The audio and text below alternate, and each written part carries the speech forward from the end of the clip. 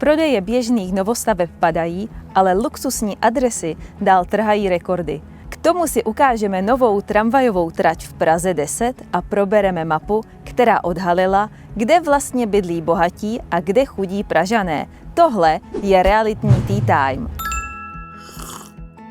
4 z 10 nových bytů kupují investoři. Spekulují na růst cen. Nemovitosti zůstávají pro Čechy jasnou volbou, jak zhodnotit peníze, a investoři tak loni skoupili přes 40% všech nových bytů. Jde hlavně o menší byty v Praze, Brně či Ostravě, přičemž kupující často spekulují na další růst cen.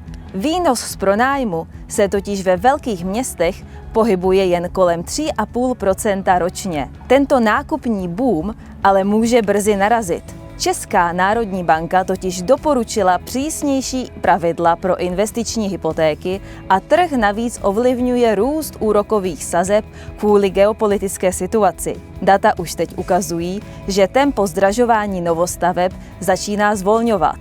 Tento masivní zájem investorů má ale i druhou stranu mince, která paradoxně nahrává lidem hledajícím bydlení. Zatímco z trhu mizí byty ke koupi, nabídka pronájmu díky investorům naopak prudce roste.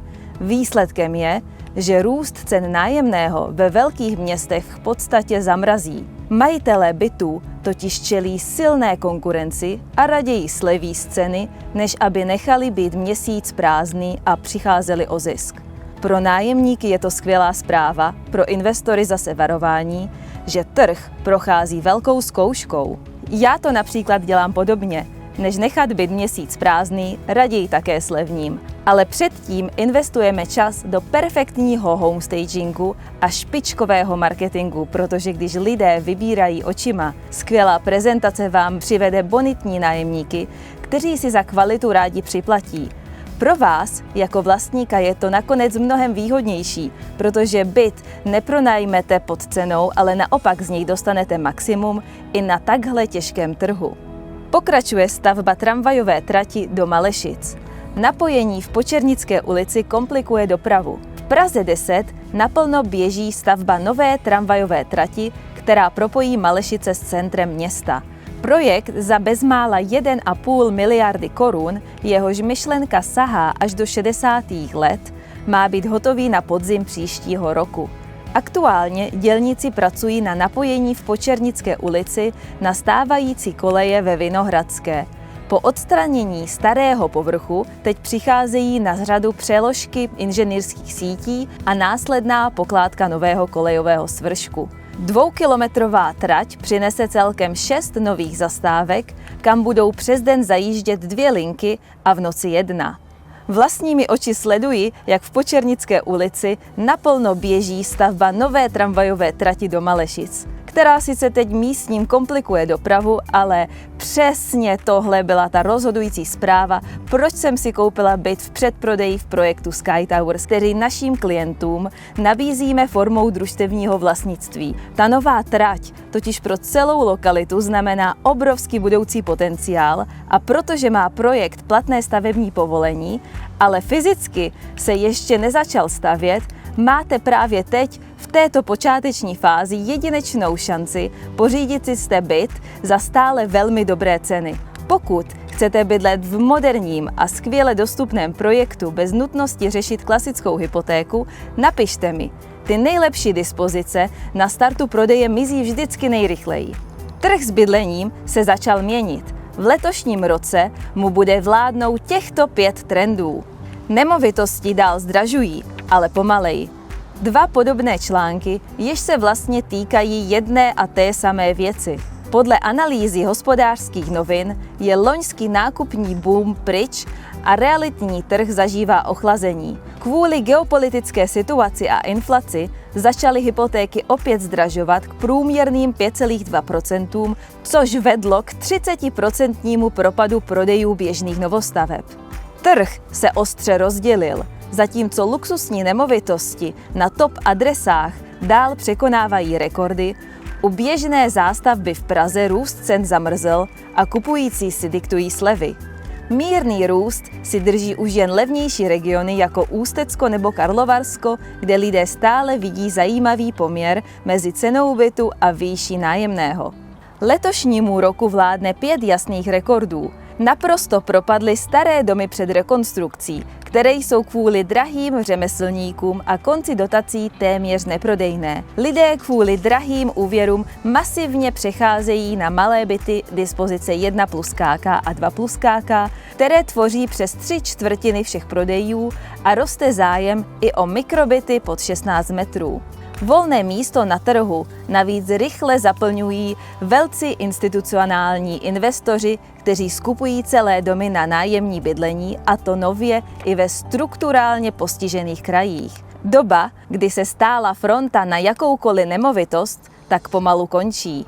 Ty popisované trable s rekonstrukcemi starých bytů jsou smutná realita. Shánět spolehlivé řemeslníky a řešit nečekané vícenáklady je očistec, kterým jsem si sama prošla a také se několikrát spálila. Proto dneska s klienty raději volím novostavby. Je to čistá práce se zárukou a bez starostí. Sama teď ale kvůli cenám přehodnocuju strategii. Dřív jsem doporučovala hlavně byty 2KK, jenže pro singles nebo mladé páry už začínají být zbytečný luxus. Naopak rozumná 1+KK z trhu mizí rychlostí blesku. Dost možná nastal čas změnit taktiku a zaměřit se právě na malometrážní byty. Protože z pohledu cashflow a 100% obsazenosti teď dávají suverénně nejvyšší smysl. Dle článku Hypoindex ceny všech typů nemovitostí v Česku sice dál rostou a trhají rekordy, tempo zdražování ale v prvním čtvrtletí roku 2026 konečně mírně zvolnilo. Podle nejnovějšího ČSOB indexu bydlení meziročně vzrostly ceny bytů o 12,5% a rodinných domů o 9,1%. Hlavním motorem růstu zůstává slabá výstavba a složitá byrokracie. Nicméně odpadá takzvaná odložená poptávka z minulých let a experti pro zbytek roku očekávají stabilizaci růstu na jednociferných hodnotách. Zajímavé je, že za posledních 5 let vyletěly ceny bytů o neuvěřitelných 50%. Obrovský hlad po bydlení trvá hlavně v Praze, kde se průměrná cena vyšplhala na 182 000 korun za metr čtvereční. Při pohledu do regionu rostly byty nejrychleji na Zlínsku a Liberecku, přičemž panelové byty zdražovaly o něco rychleji než ty cihlové. Naopak vůbec nejméně rostly mikrobyty a ateliéry, protože investoři už v krajích narážejí na limity toho, co jim nájemníci dokážou zaplatit. U rodinných domů pokračuje nezájem o staré objekty před rekonstrukcí, a to kvůli drahým materiálům a stopce u některých dotací. Naopak stavební pozemky jako jediné zařadily vyšší rychlost a kvůli zastaralým územním plánům zdražily mezičtvrtletně o téměř 3%. Kupující proto stále častěji utíkají dál od velkých měst a chybějící infrastrukturu řeší moderními technologiemi, jako jsou tepelná čerpadla nebo fotovoltaika. Že tempo růstu cen mírně zvolnilo, při pražských cenách 182 000 korun za metr čtvereční už trh prostě jen naráží na limity klasických hypoték. Lidé hypotéky nemohou dostat, nikoliv z důvodu, že by je neutáhli. Lidé ale bydlet nepřestanou a proto roste poptávka po družstevním bydlení, kde kupující nemusí dokládat bankovní bonitu. Růst cen bytů o 50% za 5 let jasně ukazuje, že nemovitosti jsou nejlepší ochranou před inflací. Kdo čeká na propad cen, ten na tom jen tratí. Kdo kde zase kope a jaké megaprojekty změní mapu? Tohle je developerská rubrika. Rezidenční projekt Near Living v Praze 8 Libni, situovaný na rozhraní Karlína, Palmovky a Holešovic, nabídne celkem 212 moderních a energeticky úsporných bytů. Byty z dílny Jan Bryan Architects kladou důraz na efektivní využití prostoru, vysoký standard a moderní technologie včetně podlahového vytápění a rekuperace. Většina jednotek disponuje vlastním balkónem, terasou či předzahrádkou a rezidenti budou mít k dispozici také 101 podzemních parkovacích míst a velkorysou komunitní zahradu. Dokončení celého komplexu je naplánováno na začátek roku 2028. V srdci Beskyd vzniká komorní projekt Čeladná 421, který citlivou rekonstrukcí rodinného domu nabídne pouhé 3 moderní byty o dispozicích 3+KK a 4+KK. Každá jednotka má k dispozici vlastní balkon nebo terasu orientovanou do klidné zahrady, 2 parkovací stání a především špičkovou energetickou třídu A, která zaručuje minimální náklady na provoz. Čeladná patří k nejprestižnějším adresám v regionu a nabízí skvělý mix horské přírody, cyklostezek, wellness a slavného golfového rezortu. Rezidence Laurová je prémiový projekt od společnosti Sadpo na pražském Smíchově, který nabídne 123 moderních bytů od 1+KK po velkorysé 5+KK. Každá jednotka disponuje vlastním venkovním prostorem a součástí objektu bude i 8 komerčních prostor. Rezidentům nabídne nadstandardní zázemí v podobě non-stop recepce, reprezentativní vstupní haly, zasedací místnosti a privátního vnitrobloku s parkovou úpravou.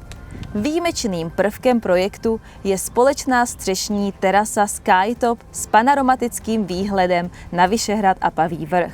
Kolaudace je naplánována na první polovinu roku 2027. Tohle byla developerská rubrika, ale ještě neodcházejte. Pokračujeme dalšími zprávami. Kde bydlí bohatí a kde chudí Pražané? Mapy ukazují, jak jsou promíchané různé sociální třídy. Praha si ve srovnání s americkými i západoevropskými metropolemi stále udržuje velkou výhodu. Lidé různých profesí a příjmů zde žijí promíchaně a nevznikají tu žádná izolovaná bohatá geta ani chudinské čtvrti. Podle nejnovější analýzy Institutu plánování a rozvoje je takzvaná rezidenční segregace v hlavním městě i jeho okolí stále velmi nízká. Lékaři, učitelé, pokladní i manažeři se tak běžně potkávají v každodenním životě, což je pro zdravé fungování města klíčové. Výzkum ale zároveň varuje, že se nůžky mezi nejbohatšími a nejchudšími začínají postupně rozevírat, a to především kvůli stěhování movitějších obyvatel do nových rezidenčních projektů. Když se podíváme na mapu, sociální třídy mají svá oblíbená centra, nejvyšší příjmové skupiny se koncentrují v luxusních novostavbách v centru a v nových vilových čtvrtích těsně za Prahou. Vyšší střední třída dává přednost činžákům na Vinohradech, Letné či v Dejvicích a pokud míří mimo Prahu, volí lepší lokality ve městech jako Beroun nebo Poděbrady. Naopak lidé s nižšími příjmy z oblasti služeb se soustřeďují na pražských sídlištích jako Černý Most, Jižní Město nebo Prosek, případně v Kladně. Ti úplně nejchudší pak kvůli drahému bydlení často z Prahy odcházejí úplně nebo končí na periferiích u průmyslových areálů a ubytoven ve středních Čechách. Podle urbanistů je proto klíčové stavět dostupný mix bytů napříč všemi čtvrtěmi, aby se tato přirozená rozmanitost Prahy nestratila. Tenhle článek skvěle popisuje realitu. Praha se mění, ale snaha uměle regulovat trh a tlačit sociální mix do každé čtvrti za každou cenu podle mě není správná cesta. Město se vyvíjí přirozeně a některé prémiové lokality zkrátka mají svou hodnotu, která odráží poptávku. Skvělým příkladem je Karlín. Myslí si někdo, že by byl dnešní moderní a živý Karlín tak úspěšnou čtvrtí, kdyby se v něm před lety uměle brzdil příliv kapitálu a nových rezidentů? Určitě ne. Stejně tak centrum města dnes plní jinou, spíše reprezentativní a turistickou funkci. Pokud v nějaké dražší čtvrti začnou chybět lidé ze služeb, trh si s tím poradí sám. V daném místě prostě vzrostou platy tak, aby se lidem vyplatilo tam bydlet nebo dojíždět. Přirozený vývoj města zkrátka nezastavíme a cílem by mělo být funkční město, ne boj proti ekonomické realitě. Něco končí a něco zase začíná. Doba bezhlavých nákupů sice pomalu ustupuje, ale realitní trh nepřestává přinášet obrovské příležitosti jak ve velkých městech, tak v jejich okolí. Jak to vnímáte vy? O kolik by mohly ceny nemovitostí až klesnout? Napište mi dolů do komentářů.